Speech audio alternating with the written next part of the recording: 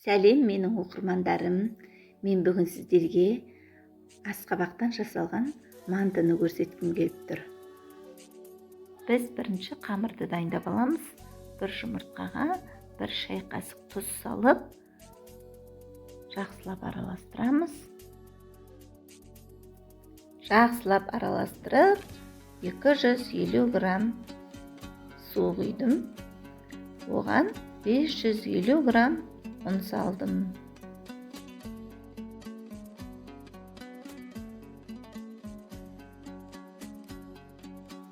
Осылай жақсылап қамырымызды илеп аламыз.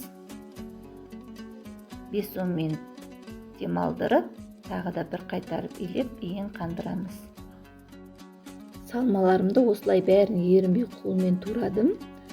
Үстіне паприка, қарабұрыс, кориандр, тұз салдым.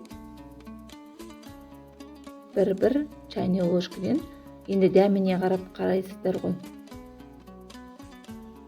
Мына жерде 600 грамм асқабақ, 600 грамм пияз, 600 грамм ет майымен қосылған кезде 600 грамм қостым.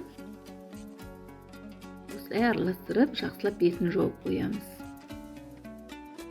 Қамырды осылай кішкене домалап қылып, жайып дайындап аласыздар. Үстіне салып, міне осылай жабыстырып шығамыз. Өте сулы, өте дәмді манты шығады.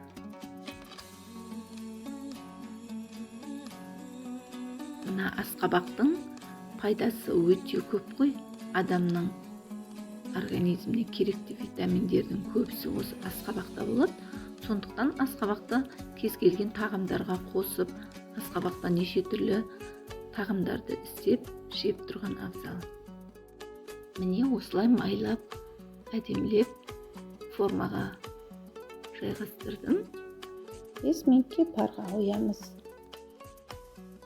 Міне асымыз. Ас адамның арқауы. Тамақтарыңыз дәмді болсын, өмірлеріңіз мәнді болсын. Менің каналым ұнап жатса, тіркелуді ұмытпаңыздар.